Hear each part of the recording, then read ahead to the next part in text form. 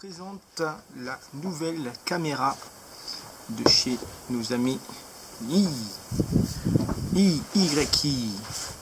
donc qui vient en remplacement de l'ancienne que j'avais. Alors voilà, je pense qu'il n'y a pas beaucoup de personnes qui l'ont en France, donc c'est la nouvelle caméra 4K Action Cam avec un petit écran de chez nos amis YI. Yeah. Donc nous allons ouvrir la petite boîte. Waouh! Alors comme vous constatez, moi je l'ai pris en version black. Elle existe en version blanche et en version or, mais je ne vois pas l'intérêt. Donc voilà la toute petite caméra, qui est vraiment toute petite, la taille d'une GoPro. Alors l'avantage qu'elle a celle-là, c'est ça, c'est un superbe écran arrière qui vous permet de filmer et de voir surtout ce que vous êtes en train de filmer. Vous avez le micro qui se positionne là, et un seul bouton, parce que la caméra est tactile. Donc ce qui est bien sur cette version, c'est que là vous avez, cette fois ils ont fait un truc qui est pas mal, c'est que voilà, pour recharger votre caméra, vous avez cet endroit là, et qui est maintenu cette fois, vous voyez, par un petit truc, donc on ne peut plus le faire tomber ou le perdre. Ça c'est vraiment pas mal, vraiment penser un bon truc. Donc vous avez un système de pas de vis standard, donc ça c'est bien, vous pouvez le visser avec des fixations GoPro, des choses comme ça. Là vous avez une trappe qui s'ouvre comme ceci, voilà. Alors là j'ai allumé la caméra sans faire exprès, on va l'éteindre, voilà. Là vous avez donc le logement de carte mémoire et le logement de batterie, donc pour enlever la batterie, voilà, comme d'hab. Alors ce qui est super sur ça, c'est l'énormité de la batterie. Alors la batterie, c'est juste une 1400 mAh, donc 1400, je sais pas si vous voyez, mAh, c'est énorme par rapport à une GoPro, donc ce qui vous permet de filmer un gros moment, presque 2 heures avec. Donc c'est vraiment bien. Vous voyez là, vous avez la carte micro SD qui se met dans ce logement là, qui vient se clipser juste là. Bon, c'est pas super pratique, mais bon, c'est comme ça. Voilà, on rebranche sa petite batterie et on a notre caméra. Alors qu'est-ce que vous avez d'autre dans la boîte? Mais pas grand chose. Donc si vous voyez, moi j'ai enlevé le cordon. Vous avez le cordon, bon là je l'ai pas pris, c'est un cordon USB d'un côté et micro USB de l'autre. Voilà, et voilà une petite explication, mais bon c'est aussi un peu de français, ouais, un peu de français, mais bon, pas grand chose, on va pas vous expliquer grand chose, surtout le connecter sur le Wi-Fi, mais ça c'est ultra simple. Voilà, c'est un micro USB, voilà, qu'il y a dedans, pas grand chose, hein. Donc une petite pub, voilà, sur les accessoires qu'il faut, bon, rien de bien transcendant. Donc on s'en fiche un peu.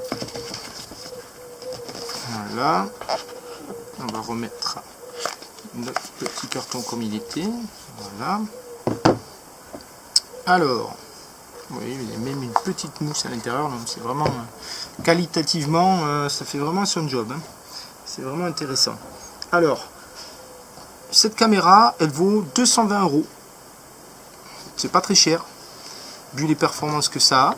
Ça filme en 4K quand même, donc c'est vraiment pas mal. Alors comme d'habitude, vous achetez ça en Chine sur ce site là, voilà, .com, je sais pas si vous voyez, tac tac, et c'est une Xiaomi, mais c'est la version 4K, la nouvelle.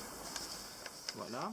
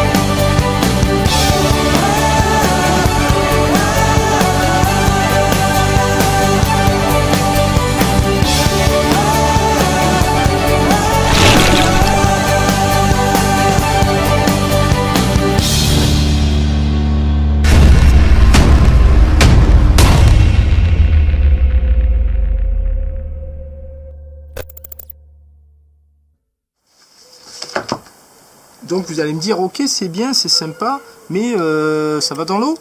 Oui, ça va dans l'eau. Alors pour 220 €, vous avez la caméra, mais il faut acheter le caisson étanche à côté. Alors le caisson étanche, lui, est pas trop donné quand même. Ça vaut, que je me souvienne, une cinquantaine d'euros à peu près. Toujours en Chine. Voici la boîte. Donc vous ouvrez. C'est quand même qualitatif. Vous avez un superbe emballage. Avec vraiment une belle finition. Alors ça c'est vraiment bien fini, mieux fini que chez GoPro. Donc ça c'est très bien. Là on a une caisson qui descend à 40 mètres quand même. Donc vous voyez un caisson quand même avec une sécurité. Vous voyez, zac, tac. Il est fermé. Un petit coup comme ça. Tac, il est ouvert. Et vous venez rentrer la caméra comme ceci. Elle se cale parfaitement bien dedans. Et voilà. Bon, seul problème c'est que comme c'est une caméra tactile, évidemment, quand vous mettez le caisson, elle n'est plus tactile. Hein. C'est normal. Vous n'avez plus accès au bouton. Vous avez juste accès au bouton de contrôle là pour allumer ou éteindre la caméra. Hein. Voilà, donc ça fait un bel engin. Alors quand vous commandez donc votre système waterproof, il est vendu avec ça. C'est bien sympa. Vous avez la poignée. Alors ça, on parle vraiment de l'original, hein, pas d'une autre marque. Hein. Et il est vendu avec sa petite vis. Si on entend le bruit, c'est de l'aluminium, c'est pas du plastoc. Donc vraiment qualitativement, là on a de la mousse et vous avez même un système pour fermer.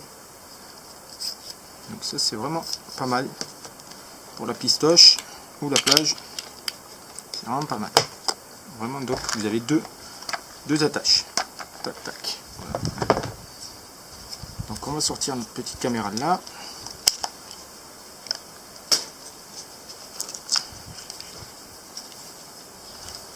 Alors, quand il est enclenché, il est bien enclenché. Hein.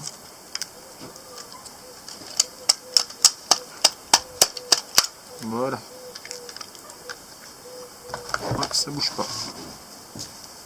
Alors, notre petite caméra Xiaomi, on va l'allumer, très simple. Un petit bruit.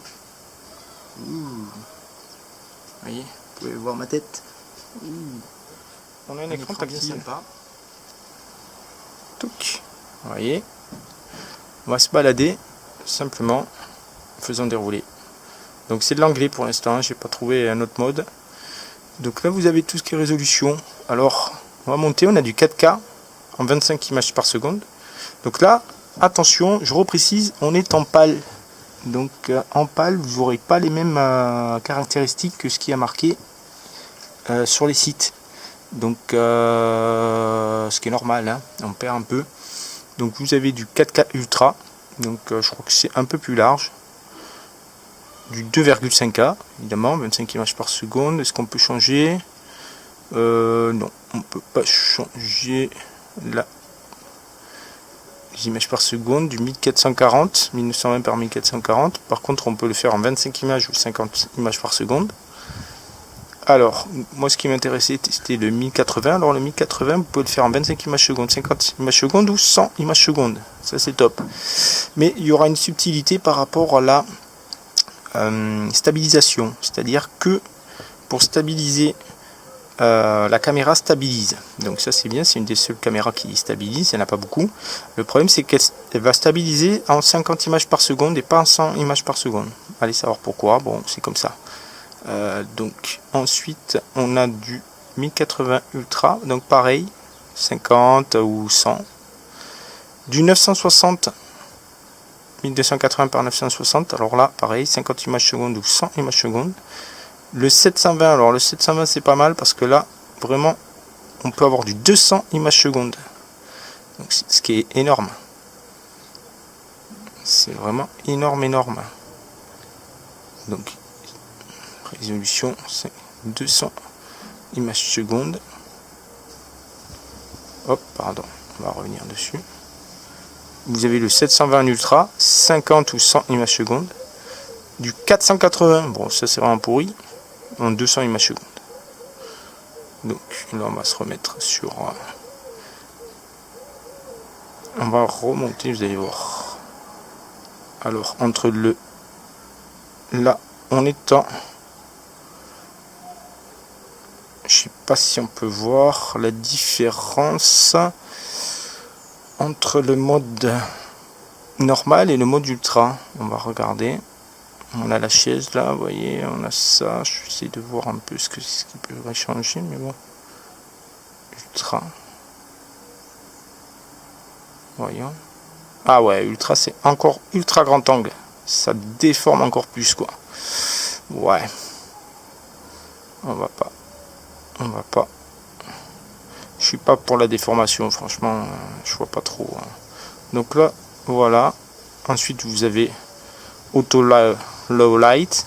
Donc la lumière, si vous voulez, on la met ou on la met pas. C'est lui qui va faire le changement par rapport à la lumière qu'il perçoit. Video Quality, donc high normal au petit. Balance de blanc.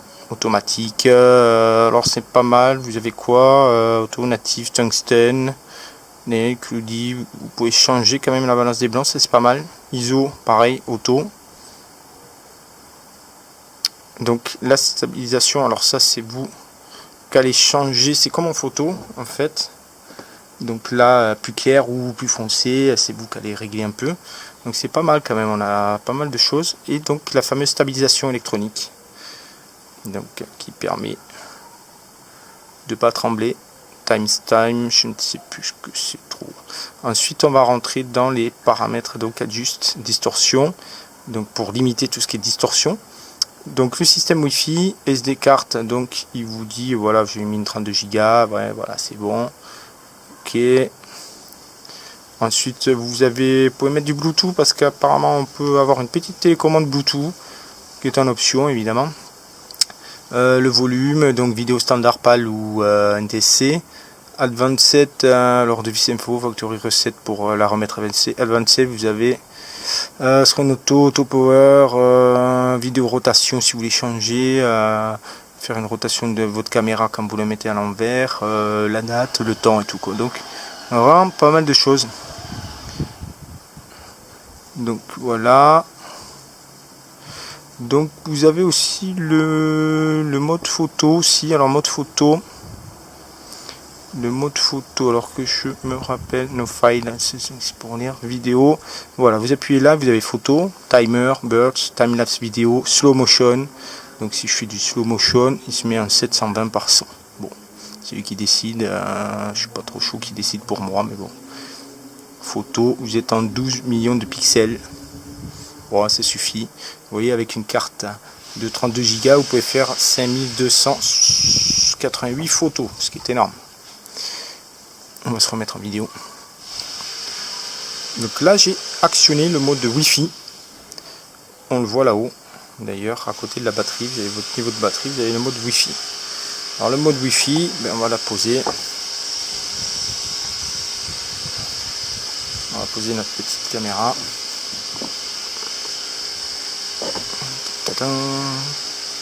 Voilà, et on va aller donc sur son portable. Donc là évidemment je suis déconnecté. Vous allez aller donc sur l'application de la caméra. Voilà, on appuie sur le bouton vert du milieu. Voulez-vous connecter en Wi-Fi? Yes, stop scanning. Il va scanner la caméra pour la reconnaître. Bon, c'est plus ou moins long, ça dépend. Je sais pas pourquoi, des fois c'est rapide et des fois c'est voilà, voilà. Et vous avez l'image en direct de ce qu'on voit. Ah, il y a un nouveau, apparemment, il y a un nouveau firmware. Nickel. On verra tout à l'heure. Donc là, vous retrouvez toutes les infos. Vous retrouvez, vous voyez, comme ça change. Si j'appuie sur là-haut, sur cette option-là, regardez bien l'image. Tac. Vous voyez, grand angle, ultra grand angle ou pas. Ensuite, vous pouvez faire un quadrillage carrément. Voilà, excusez-moi du bruit, on peut pas avoir des vidéos tout le temps. Vous avez ensuite le menu avec toutes les infos que vous retrouvez sur l'écran. Vous le retrouvez directement ici aussi. Donc ça c'est pas mal. Ensuite, il n'y a pas vraiment de changement. J'ai un petit bug. Oui, le Wi-Fi c'est quand même direct. Hein. J'ai beau bouger. 1, 2, 3, 4, 5. Ouais, c'est quand même assez. Le retour est quand même assez rapide. Donc ça serait vraiment pas mal. Voilà. Après vous sortez, il n'y a pas de souci. Ah non, non, je